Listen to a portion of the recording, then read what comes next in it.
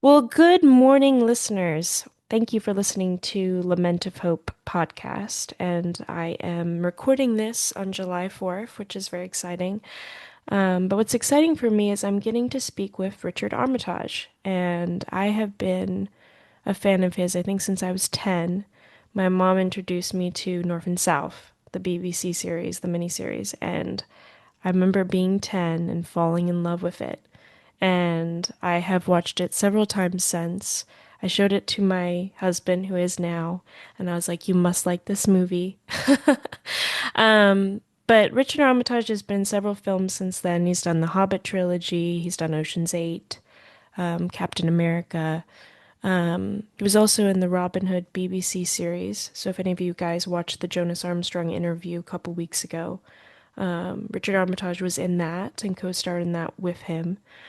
Um, but Richard Armitage has been shifting a little bit. He's still doing the acting, but he has started to write crime thrillers and psychological thrillers. And he wrote Geneva a couple years ago, which is very successful.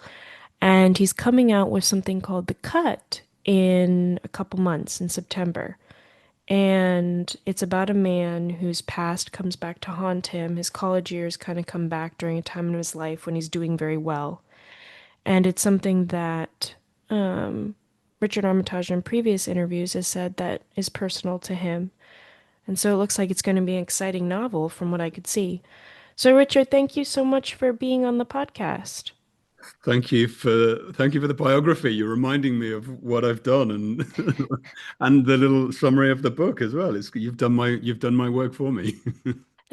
No, I know North and South was one of your earlier movies, and I hope it's not offensive, but that is really just where my heart is. That's my Yeah, I favorite. mean, I feel the same, and it was the first time I think I these sort of jigsaw puzzle pieces really came together. I remember exactly where I was when I read the back of the book, and the audition was sort of in the diary. And I went to my local bookshop, and they had one copy left. And I turned over, I didn't even open the book, I just turned onto the back where the blurb was and read it. And I just thought, I have to play this role. It was almost, it felt tailor-made for me, but it was a long shot and it took a lot of getting there in terms of auditioning, but it happened, and it was the first time that I ever really felt like I was able to fly as an actor. Yeah. And from that point on, I just loved working from literary adaptation. I always got a kick out of that. Do you have a favorite book? Oh my gosh, quite a few. I would say North and South was up there. I've read it a number of times. I love a dark crime thriller. So yeah, Crime and Punishment is in there Yes. It's a somewhere. good book.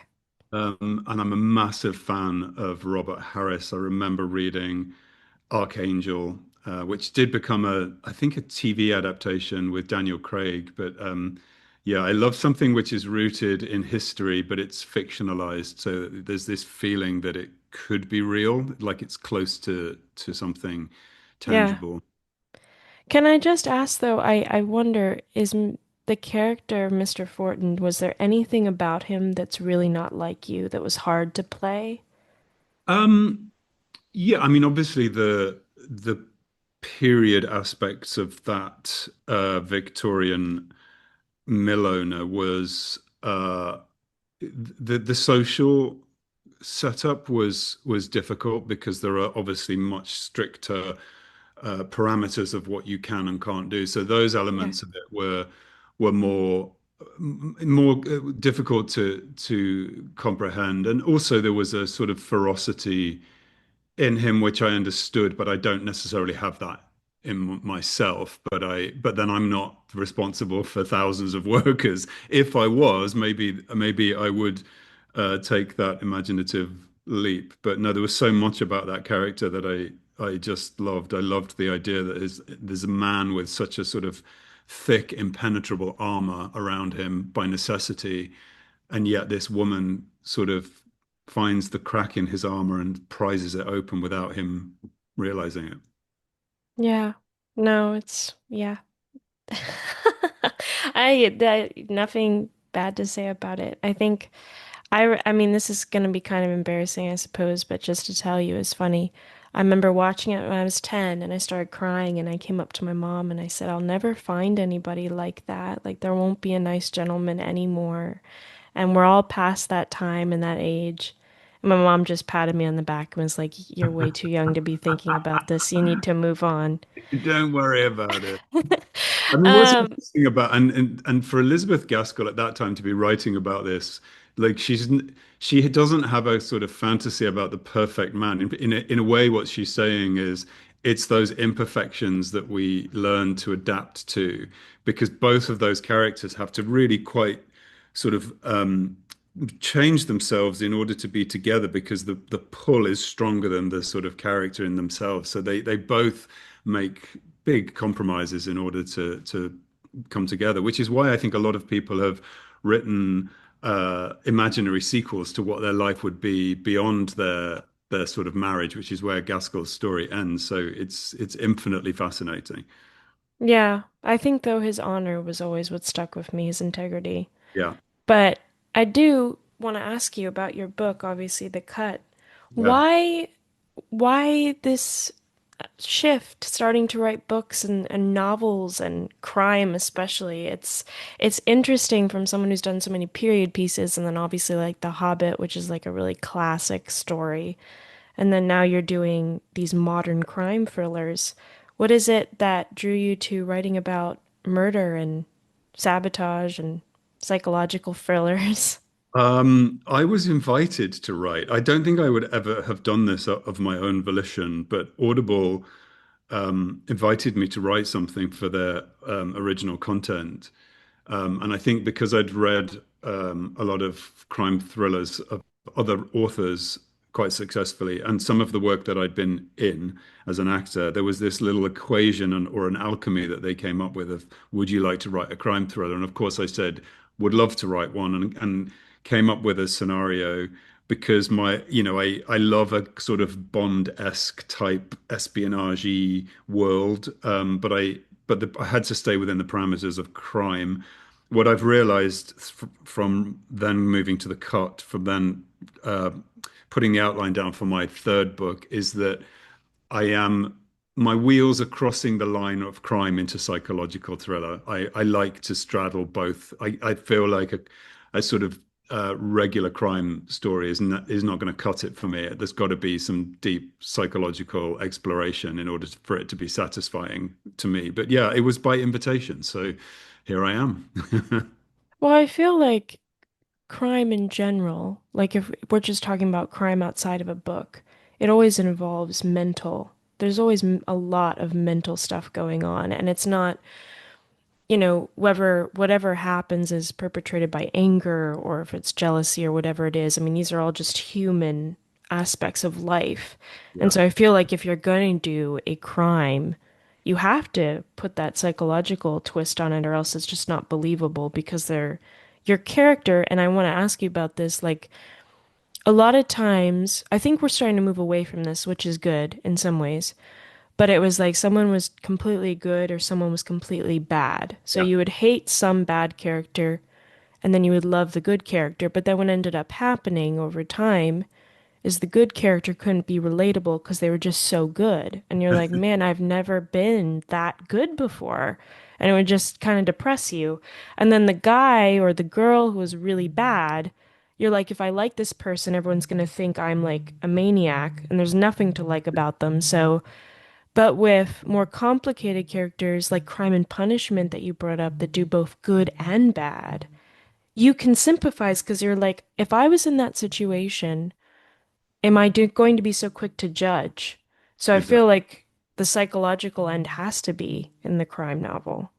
Yeah, I mean, it's something that I've struggled with, and I often get into little sort of back and forth with an editor because I find it very difficult to write a purely black and white villain. I always have to trace back the roots to how they became like this, or what is it that triggered them to want to behave like this. At the moment, I'm chewing over the idea of my villain, who is a very responsible, high-profile parent, and it's like, how could somebody like that possibly do something like this? But to me, that is the sort of nourishment of writing a psychological thriller because you sort of have to make that happen. And I've been in that scenario as an actor, which I think is why I'm interested in it, because I've been given characters that are on paper psychopathic villains, and I can't reconcile with that's just who they are. I have to find out why they're that person, and is there a side to them that would like to be heroic and good and decent, and what is it that keeps pulling them back onto the bad path, as it were. So Robin Hood is a perfect example of that. That character of Guy of Gisborne, Yeah.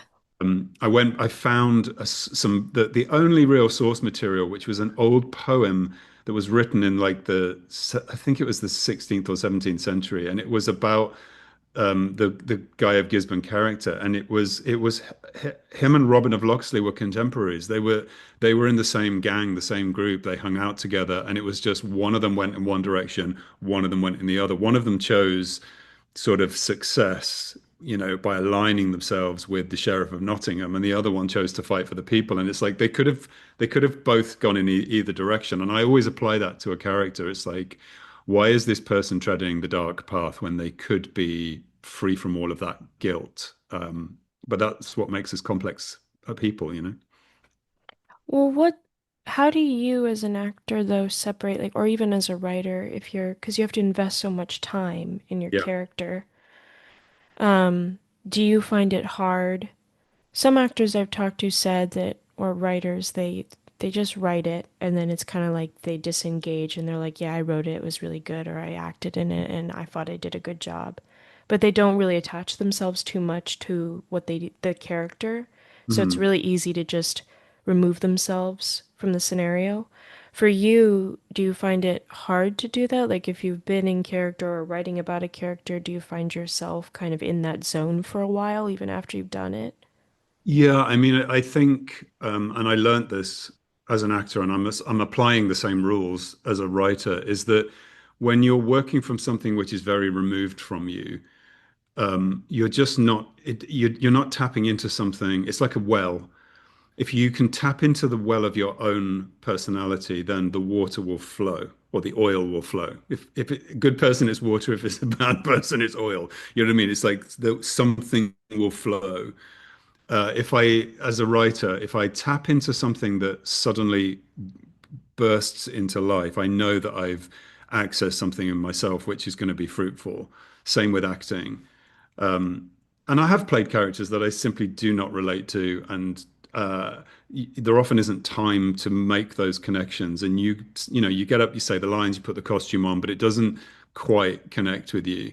And if there is time to kind of like the worst character I think I've ever played is Francis Dolarhyde in Hannibal, but there were still elements of that book that I looked at, and there was this one moment that the author had written about of the character in a chicken shed watching a grandparent sort of hack off the chicken's head and the blood sort of flowing everywhere. And he was 4 years old. And I just thought, okay, that's the place where this all started. And it sort of, traced back to there. So I always look for those moments of in my own writing and in my own acting as well. If I can find that seed, where did this start? Then I get excited. Yeah. Do you like the writing more than the acting, or do you find it to be the same? It's all in the same larger pot that I call storyteller because I'm also a musician. Well, I used to be. I'm less so now, but so as a reader, as a musician, then as a player, and now as a writer, I realized that the thing that all of those positions do to me is trigger my storytelling brain. Because the minute I leave my house in the morning, my storytelling brain is activated. I'm sort of in my own movie, or I'm watching other people and wondering what movie they're in, because everyone has a story, and I love being the architect of that story as well. So I've joined many, many projects as an actor. So I've been a piece, a piece in the wheel of the big mechanics. But as a writer, I get to be the architect, the director, the cinematographer, and that's how I approach it, really. I make the movie in my head and then write it down. Yeah. Do you? think that there's like what makes a good story? Do you think there can be a bad story? I do. I think sometimes a storyteller can cheat the audience of something that if you draw them down a path, then you're giving them the promise of an expectation, and sometimes it can be unsatisfying if things aren't resolved, or there are elements that are thrown in that don't quite make sense. An audience can feel, I've come all this way and you've done this to me at the very end. I mean, I think there's a very famous television series where the fans felt that that had happened. You know, you've invested all this time in 10 series, whatever, and Mm, then yeah. that's the ending. I think that can be devastating to an audience. And I've been the audience as well as the writer. So I really try hard to make sure that everything tracks in a believable way. But again, that's the same brain that has worked on long form television. So, you know, each character has to make sense. It's like a weaving process. You know, all of those characters' stories do have to play into the final denouement in a way because you're asking a reader to follow this character, and if it doesn't come to anything, it can be frustrating. Yeah. Do you think that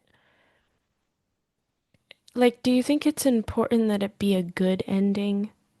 Now, I don't mean necessarily like happy, because not everything turns out happy, but it be because I've read books and I've watched movies, like you said, where really good storytelling, and then you get to the end and you close it and you're like, that is just like, was the person just trying to end it? Like, suddenly it just, all of it didn't work anymore. It just stopped. And you're Yeah. like, that's not a good ending. Like, even if the person dies, like, that would be a better ending. Like, it would just make sense. Um, I don't know, but it's becoming more, and with psychological thrillers too, maybe even, especially with films, they do exactly that. They drag you along, and then at the end, they change everything, and everything was a lie, and you're like, wait, and Yes. then you hate the movie when you Yes, started it's the out classic loving it. scenario of, and then they woke up and it was all a dream. It's like you, Yes. I put that on my computer on post-it note, like don't ever do that to an audience. You can have a character whose mental state is shifting so that we're not sure what they're seeing in the world. But if they're constantly having dreams that we're pretending are reality, then that can be difficult. But I think a story has to have an ending. It might be an open-ended ending if you're intending to write more. So you can end the story, but leave one door open or two or three doors open. But again, it comes back to music. So I remember one of my music teachers, you know, she would play Beethoven. And if you listen to some of the best Beethoven, she would say to us, he just could never finish, and he'd do cadence, cadence, cadence, cadence, and it was like, when is he going to end? And then he would end on a big climactic cadence, but it had to be a perfect cadence. You couldn't end on an imperfect cadence, which in the musician's world is the end chord has to finish. It can't sort of end on a, you know, 1-5 or 5-1. It can't go, it can't end on a question mark. Yeah. Otherwise, you feel like, well, it hasn't ended. Or if you get to the climax and then suddenly the music stops, you're like, well, you've just left me hanging now. So I know what you're saying. A couple of films recently that I've gone, oh, is that it? And the title comes up, and you're like, oh, I wanted more. I wanted to know what, even if it's a sort of exhale of. I mean, again, I'm plotting my third book now, and I'm like, I know where the story ends, but there has to be a cause and effect. And sometimes you've got to see the effect it will have on your protagonist. Well, it's interesting. My professor told me that like a good story has like the creation, it has the fall, and then it has the redemption. Hmm. Whatever the character is. So you create the world, then there's this really big, well, not big, but just it goes down. Everyone's like, "Oh no, something bad's gonna happen." And then there's a resurrection somehow. Like either your character resolves in some way. But I'm finding, like you said, more and more stories though are not doing that. Yeah. And I guess I maybe because they want to be new, but that arc is always satisfying, no Yeah. matter what. I mean, What are you it's like doing? what you've just described is sonata form in music. There's also the idea of a 3 minute pop song, verse, chorus, bridge. You know what I mean? We're sort of conditioned to taste something in a certain format, and if we don't get it, that's why Queen's Bohemian Rhapsody was really controversial. It didn't end up on anybody's playlists on the radio. It was far too long. It's like 12 minutes long or something, but it's now a modern classic because they broke the rules. So I understand why people are doing that. I don't necessarily need a sort of neat ending, and I often don't like writers that tie up every single knot and Right. explain everything because sometimes you go, oh well, you've told me everything, and now my brain is shut down because I'm not doing any work. It's nice to leave the audience ability to do some work on their own, you know. Do you think storytelling is improved since like Elizabeth Gaskell? Or do you think that it's like, what do you think of literature now compared to in the past? I think sometimes, and this is a paradox, sometimes the social restrictions can give you something to push against. And we're now in a sort of unrestricted society where anything goes, anything's acceptable. It's almost like the rules to be broken are really extreme. I also think technology has changed storytelling. So, and that's changed in my lifetime. When I first started working on a spy show called Spooks, it was really difficult to get the information from somebody, and it had to be a sort of in-person event. Whereas now you can just Google it or ask Chat GPT, and it would come up on a phone. And it's like, okay, so the acquisition of information is really easy, but it makes storytelling less exciting because you can do anything on a phone. So I'm trying to reduce the amount that I use that, but but I like the idea of also playing into to technology as well. So I'm trying to do both. But yeah, it's a bit like a film with a $250 million budget and a film with $1 million budget. Sometimes the lower budget will force the storytelling to become more dynamic because it has to be. So I feel like with a restriction can come more innovation. Yeah, no, that's true. The one thing I think is hard for me is that with Google and everything, you're right, you can get information so quickly, but it's not always correct. Yeah. Or like it's not always complete.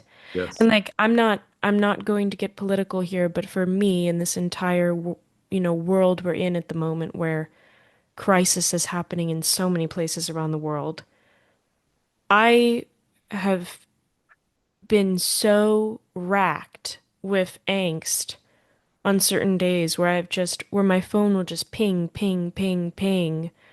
And it's just updating me instantly as things happen. And then it goes, oh, actually, this is what it actually was the next day. And then you're like, okay, so what is actually going on? And there's no way to really know unless you're actually there. And Yes. that has caused a lot of stress. So in some ways, I'm like, I wouldn't mind if you delayed this announcement for a day so that you could figure out what's actually happening before telling me that like the world's ending. You know? I don't know. Well, my response to that also, and I have this conversation with myself a lot, is you can feed yourself with or yeah, you can allow all of this information to come into your brain and your eye line. But if it's something that you really can't do anything about, then it's taking up bandwidth in your head that could be filled with something you could do something about. That's true, yeah. I don't mean not being aware of what's happening in the world, but we are in a place where 95% of the information that we're receiving is not correct or is sort of correct, but just designed to keep our attention on it. And I'm quite resistant to that. Like when I feel like something is pulling on my attention, I am very suspicious of it. Which is why sort of going into my own little world, my own universe that I'm creating in my story can be such a sort of excursion. And um, I love disappearing down the rabbit hole, and I can spend 10 or 11 hours in a day, and I've just been with my characters, and I'm in their universe, not mine. So it's very therapeutic. Is there something about your life or the world that you find the hardest to stop thinking about? I don't like my phone. I don't like it in my hand all the time. I don't like the feeling if I leave the house and forget it. I go, oh, I've got to get my phone. Got to have my phone with me. Um, I feel like we've become slaves to this thing. And I used to be a smoker, you know, 30 years ago. And I do remember the only way I was ever able to quit was I would look at the thing between my two fingers that was lit, and I'd be like, this thing's controlling me because it's pulling me back and makes me want to smoke more. And so I'd be like, I don't want this extension at the end of my hand that's controlling me. And I feel like the phone is that as well. And you walk Yeah. out in the street and everyone has got their head in their phone. You're like, we're all lost. We've all just relinquished ourselves to this piece of technology. And it's like everyone is somewhere else. No one is here in the moment. So that's the thing I'm afraid of and I dislike. Do you enjoy like silence? Like, are you very comfortable in silence? Because I know for me, and this is more of a flaw, I have a very anxious mind, and so I always like music or sound. So if it's silence, I'm always prone to go more melancholic in my Mhm. mind. And so, um, but I know people and I admire them greatly who sit for hours in silence and they love it. It gives them a very grounding feeling. For you, is it easier to be in silence? I mean, you're a writer, so I'm guessing. I like solitude. And I think there's a distinct difference between solitude and loneliness. I really embrace solitude. Silence is something I think quite hard to achieve because even when things are very quiet, or if things are very quiet, my narrative will start coming in, whether it's my characters' voices or lines I'm supposed to know, or a poem, or a piece of music that's been rattling around in my head that will come out as in a hum, which I think is the whole root of Buddhism and chanting. Is you allow that thing in your head to become the repetitive vocalization of the mantra. Uh, I I find it hard to be. I think it's impossible to be without sound or anything at all. I think it's impossible. I will fill in the gap if you see what I mean. But hopefully that thing will be a positive thing or something uplifting or I'm quite resistant to negative thoughts. I'm good at that. How do you um, stop negative thoughts? There was a really amazing podcast years ago by Pema Chodron called Don't Bite the Hook, which I listened to a lot because I think I went through a period of my life where I did bite the hook, which was and like that spiraling thought pattern of negativity, which can just the bottom of it is depression. And you just learn to recognize all of the signs. And as I've as you get older, you get to know yourself better and better, and you realize that's what you do. These are your inner voices. These are the things that you should not listen to because that's not your voice. That's other people's voice. But these things are coming out in my writing. That's what's interesting is those little philosophical observations of myself and of life are finding their way into the writing. Yeah, I wanted to ask you because when I was reading the synopsis your publicist gave me of the cut, at the end it said something, and I'm gonna butcher it, I'm sorry, but it was something about like how the last cut is like the deepest. Right. Um, and I don't know, if you don't want to answer this, that's fine, but is there a cut in your life that really changed how you saw the world? Like, has it shifted your perspective of the world since having that I experience? I wouldn't say it was one single cut, but I think, and this was one of the reasons why the book sprang to life, that well I was talking about tapping into. I think as a kid, I was on the receiving end of tiny, tiny little cuts that kind of accumulated. Um, they healed over and they became robust so that I was able to push against them and be like, that was then, this is now, it's made me stronger. But yeah, those little tiny, tiny, tiny, inconspicuous cuts um, were what gave birth to the book. Yeah. Were they like what kind of cuts? Like just comments Just or comments, yeah, a little. It was sort of incremental bullying, but whether that was verbal and then it became physical, and then I left it behind and went to a different school, and then it it didn't come with me, so I was able to compartmentalize it and leave it where it was. And actually, in the book, the cut refers to three things: the cut of the film, the cut Mhm. of the crime, and also the cut was a shortcut from school that we used to use to walk home. And most of those little incremental cuts I was telling you about happened in the cut, which was the shortcut home. That's the place where they found me every time when I was walking home from school. So I just used that feeling and that memory to sort of expand into a bigger story. What was why would you keep using the shortcut if you knew the people would be there? Because it was the way home. There were three different ways I could walk home, and it was almost like a lottery as to which one they would be waiting for me at. Oh, so they knew all of them. Yeah. Oh yeah. Because we What? all used it. This was we if you walked home in a group, it was fine. If you didn't, I mean, and this was also it wasn't just my experience though. When I was in school, there was actually a terrible murder that happened to two girls in my brother's year, which were 3 years above me. Hmm.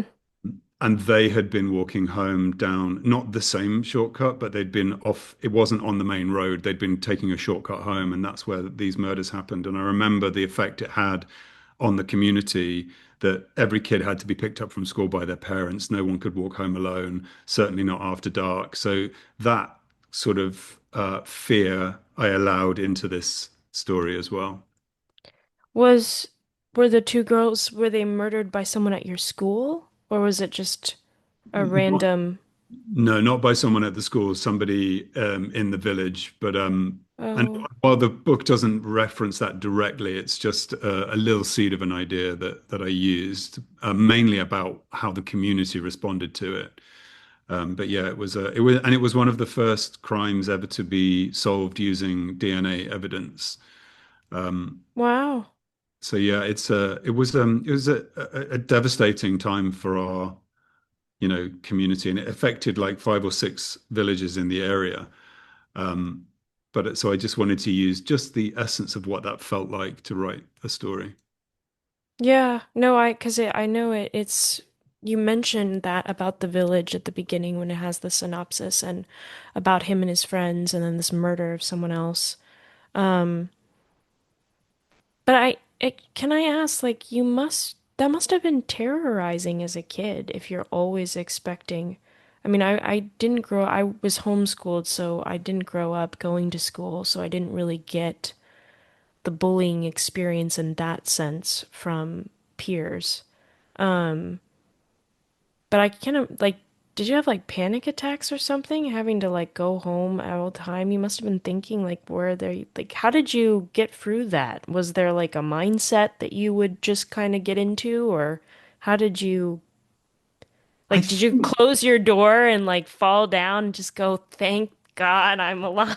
I mean, no, I mean not really, because it's that thing of you're sort of in denial about it a little bit, and then I okay. also question whether my adult brain has sort of slightly embellished what really happened, because sometimes that can happen. When we look back, we like I think to myself, was it as bad as I thought? Was it every single day of my school years? Maybe not.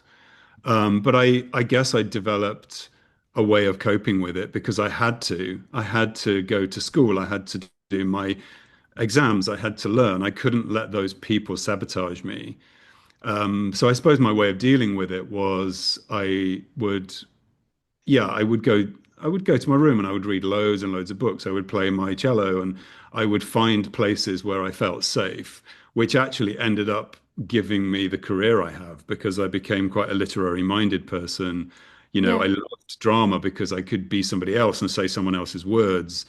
You know, I found a group of people and you know, at lunchtime, rather than being, you know, tormented on the football field, we would get together and play music in this little secret place backstage. So I got a taste of, oh look, we can play Mozart, we can play Beethoven. So I had this other experience in school, which I see as positive. You see, this is my positive brain. So what, you know, while they were kind of poking and prodding me over there, I would just be like, okay, I'm going to be over here doing all of this interesting stuff, and you can just leave me alone. Do they make fun of you because you were literary? I probably, I mean, I think that, you know, I watched, and that's why in the book, you know, the characters are an amalgamation of lots and lots of different people, because I watched, it was more, I think it was less specific than that. There were just the sort of nerdy people who were a bit unusual, and then the most popular kid in the class that would have an entourage around them. Right. And it was as simple as that. You know, I also watched, you know, a couple of other people in my year on the receiving end of it, and I didn't help them. You know, so I grew up with a bit of guilt about, well, you know, maybe I joined in sometimes with the name calling because you know, it diverted attention from myself. So, but it's just those childhood dynamics and games which uh, I don't know. I thought I'm just going to write about that because we dismiss it as adults because it feels like just harmless school, you know, playground banter. But I think it can have an effect on people that lasts a lifetime from both sides, not just the bully, but from the bully, you know, not the bullied, but the bully themselves. That can ricochet into their life too. Well, the fact that you're writing something that has like based on those ideas, that's it stuck with you a really long time. Yeah, Do yeah. you do you what is something in life you've learned that you're very grateful for? Oh my gosh, I would probably say my mom once. Well, actually, yeah, overheard my mom talking to a friend of hers in the kitchen, and I was in the living room. And I didn't have a very high opinion of myself, probably because of all these little tiny incremental cuts that were happening to me. But I heard my mom say to her friend, when Rich says he's going to do something, he really does it and he sees it through. She sort of said it in maybe slightly different words to that. But I remember hearing it and thinking, I didn't know that about myself. But she recognized that, you know, when I commit to something, I see it through to the very end. And I heard that and then sort of made sure that I never let her down. So from then, every time I committed to something, I had those words in my head of, your mum thinks that you see things through, so you have to see things through. So, and that expands into all kinds of things, whether it's career choices or simple decisions or loyalty. It's like it applies to everything. So, you know, if I say I'm going to do something, I do it. Is there ever been a time when you couldn't do what you set your mind to? Um, I think I'm quite good at adapting the goalposts a little bit. So I'll change the shape or the distance of them. And even if I can't do it now, I'll just move it slightly further into the distance and go, well, I will do it one day. It's not maybe not going to happen now. So yeah, yeah.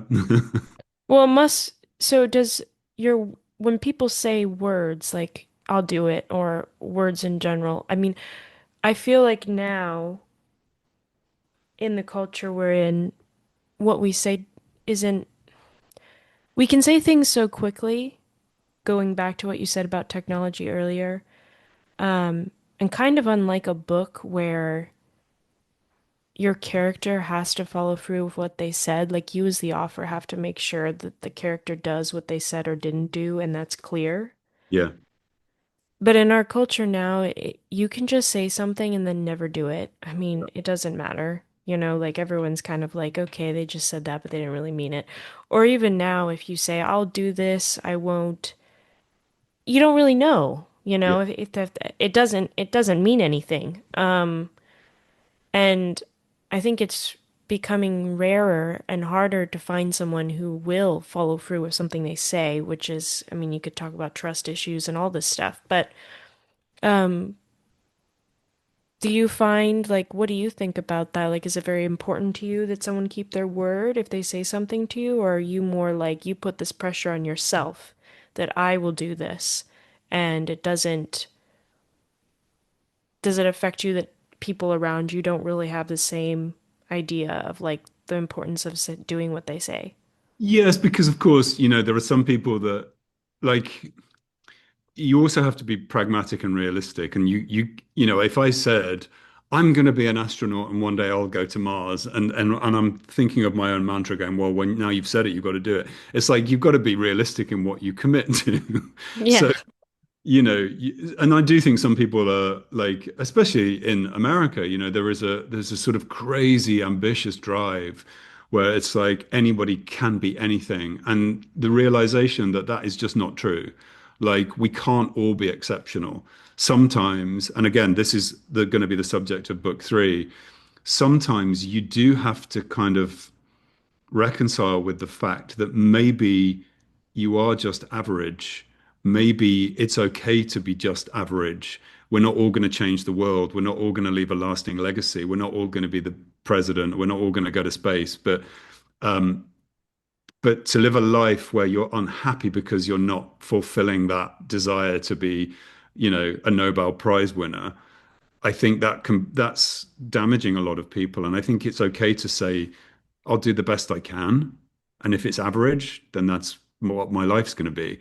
But what I can't reconcile with is people that are disloyal or or lie. Yeah, I find that more difficult. I mean, one of the things that another mantra that I've had is I was named after Richard III because I was born on the day that he died on the battlefield. And so I've had this little story attached to my birth with my father because my dad was the one that chose my name because he was a fan of the Richard III story.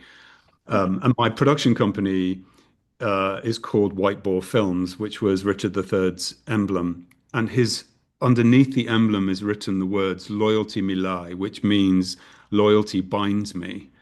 And I carried that with me my life as well. That loyalty binds me. Like when you say you're going to do something, you commit to it.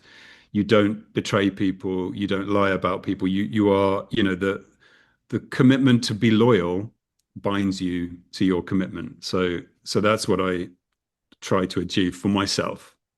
Yeah. No, I think it's good.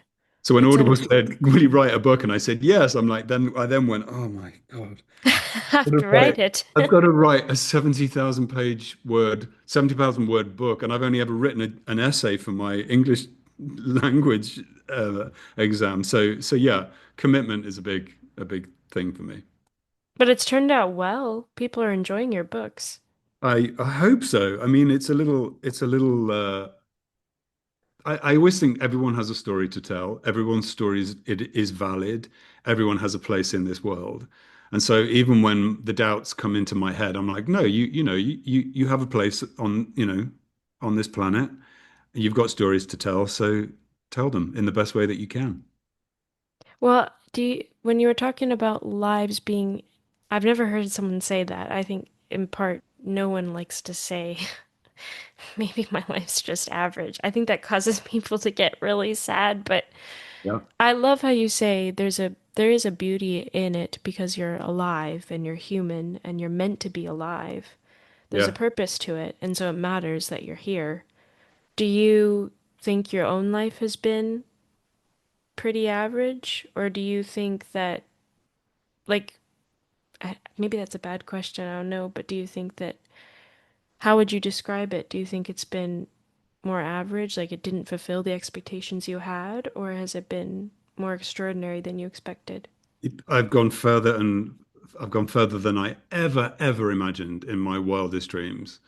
Uh, and there is it's not infinite, but I do believe that somewhere I've got in my back pocket, I've got just a little sprinkling of magic dust, and I don't think that it's luck, but I think it's a combination of of my outlook on something that I can just sprinkle magic dust onto something that will help it along the way.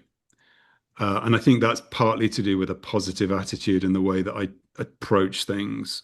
And I always think just try and sprinkle your magic dust on this and see what happens. Sometimes it works, sometimes it doesn't.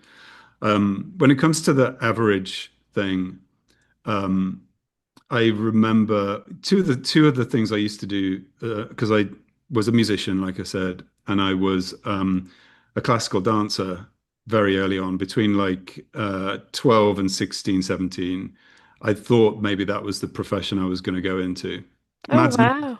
Mads Mikkelsen's the same. We came in through the same doorway of classical dance. But I remember as a cellist getting to a point where I thought, I'm not good enough. I'm average. And there are people playing at a level that I'll never get to. And the same with dance. I remember I enjoyed it, but I was watching other people around me and I just knew you're never going to get any further than this. You're only ever going to decline. And so I decided to move on to something that I might be more successful at. But what I would also say is, if you are a kid in a class and you're looking around and everyone's better than you, it shouldn't spoil your enjoyment. If you love to dance, it doesn't matter. If you love to play music, it doesn't matter. It shouldn't spoil your enjoyment. You shouldn't come home and be devastated that you're not going to be working at the American Ballet Theatre. And that's what I'm saying about sometimes just accepting that average is okay. Yeah. No, I agree with you. I mean, there's always going to be something everyone isn't good at. Yeah. So I don't think I've met anyone yet, or even any famous person yet, who's done everything perfectly and has all the talents. In fact, sometimes an actor might move into a different profession like singing and you're like, this is not working for you. But you you're like, yeah, but it's not really as good as their Yeah. acting or whatever. Um, but one thing I've pondered and is hard for me is like one day I won't be able to do the thing that I'm really good at, because you're gonna get old or you're gonna something might happen. I mean, tragedy happens all the time and it's Yeah. hard. I mean, see, here, this is, you're here in my brain now. Um, is that hard for you? Like, what happens when you're not able to do the things that you are really good at? I'm sort of ready for it, to be honest. But having lived through the death of both my parents, and realizing that, whatever you achieve in your life is wonderful. But in the final days, if you have spent your life unhappy or frustrated or angst-ridden because you were unable to achieve those things, it it doesn't that costs a lot. And so you somehow have to find satisfaction in dissatisfaction because none of us are ever going to get everything we want in life. And in your final days, it's like, but did I have a good life? Did I do the things I wanted to do? And I would say in the case of my dad, um, I don't think he did. I think he stayed home a lot and he didn't travel because he was worried about money or he was worried that he wouldn't get home or and I have a slight response to that because I think I do want to travel. And it's like life is short, it can be taken away from you at any time. So get out there and have a great day if you can. I know that everyone's different and people deal with their minds in a different way. But in a way, a lot of the sort of roots of the story in the cut are about that, are about people that have moved on and expanded their horizons, and others that haven't because they've been stuck in the place where this trauma happened. So that's a little bit of my philosophical life lesson to myself. Yeah, no, but I think a good story it doesn't preach at you. It shows you what you're trying to say, not tells you. Because if it tells you, nobody wants to read it. Yeah, But um, if it shows you, it's more powerful because you also get to see into the author's mind a little bit. I know that authors and directors will say things like, I didn't really have a meaning. It's just whatever you want it to be. I'm not quite sure about that personally because I mean, your bias is always going to get into whatever you make because you love it. You want it to be what you want it to be. Yes. But that's what going back to even what we said earlier about murder stories. I don't think it's possible to do it without some sort of worldview basis, you know? And the hope as a writer and as an actor is that you will invite people to just step into the shoes of your central character and try to, and it's what will be the difference between putting the book down after 20 pages or staying with it is if you feel like, oh, I'm going to walk in the shoes of this character because I want to find out what that feels like. Yeah. Well, I recognize this. This is familiar to me, and I relate to this.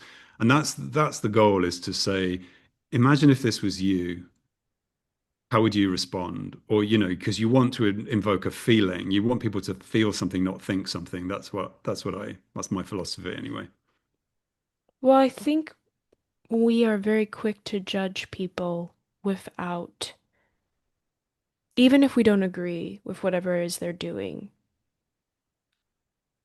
we are very quick to say, this is me, this is you, and there's like this barrier here.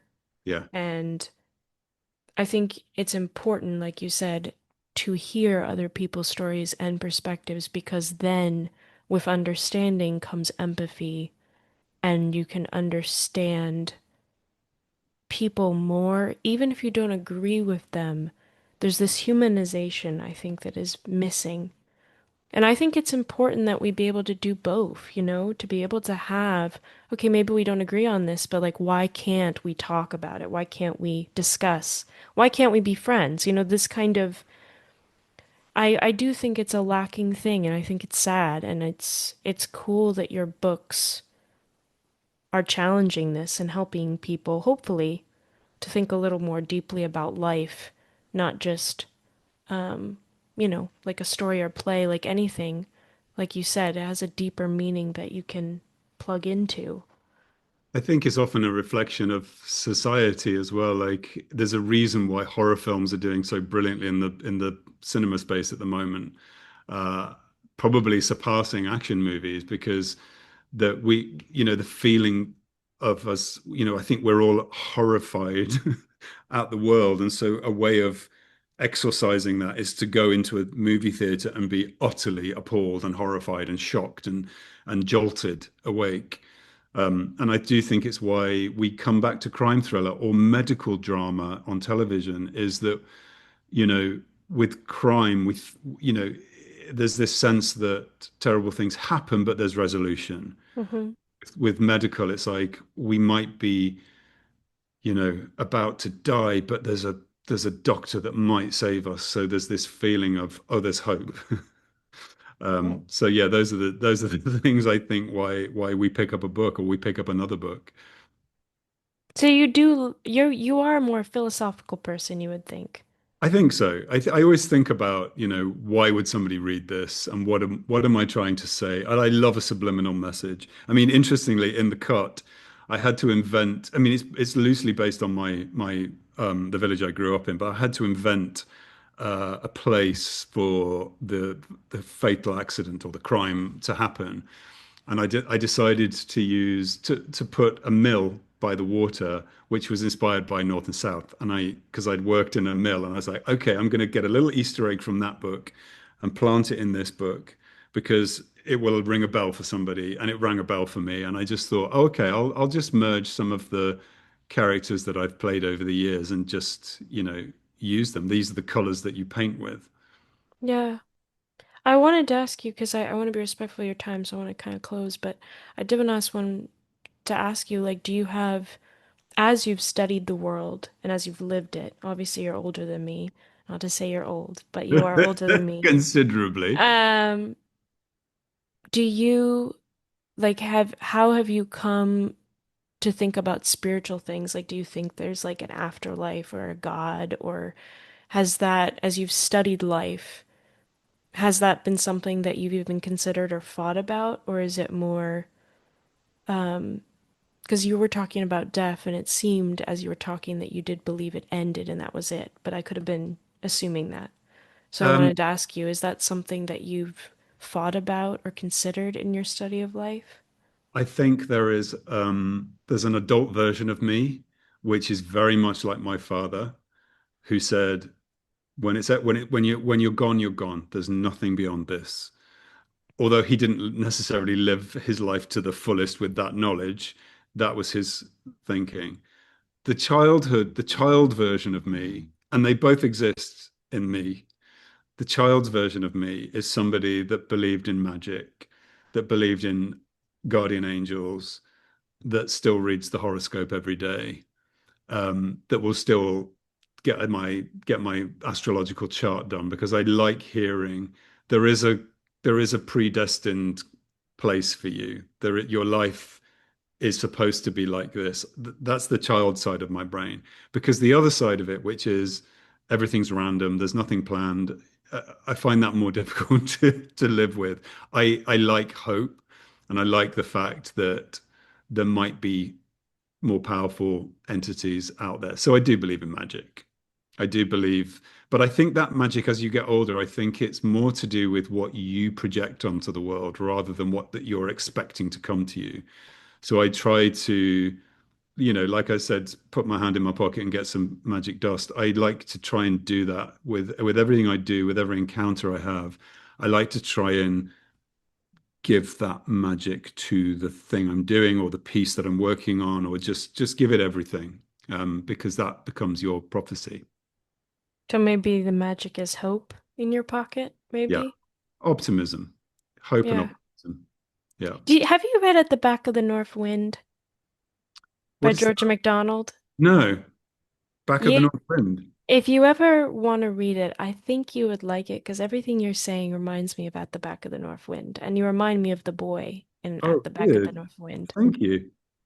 Good recommendation. I will add that to my list. All right, Richard, well, to end the interview, give your best pitch for the cut so that Oh, people, if you have somebody listening who's like, I don't ever listen or I don't ever watch psychological thrillers because they're scary, or I don't like reading them because they're boring, or I've just never read a good one, what makes your book worth reading? okay. I'll give you the elevator pitch, which is there's a sleepy rural village in the Midlands, and a group of school kids in the 90s are at their graduation. One of them tragically dies, and one of them goes to prison. And then in the present day, a filmmaker comes back to his hometown to make a horror movie, but the horror movie isn't quite what it seems. That's it. That's the elevator pitch. And the reasons I wrote it were because I was fascinated with the damaged seeds that are in the ground of childhood. How do they manifest in us as adults? Do we move on or do we get stuck in the place when that trauma happened? That's what I was interested in writing about. That was good. That was Thanks. succinct. Thank you. Well done. I hope I can get to that succinct point. When people ask me things, I'm like, 5 minutes later. Give them And I, less. Less is more. yeah, exactly. Well, Richard, thank you for your time. It's a gift, and happy 4th to you in New Happy Fourth. York. I wouldn't have said that if you were in England, but I can say it to you now that you're in New York. Thank you very much. It's nice to talk to you. All right, bye. Bye bye.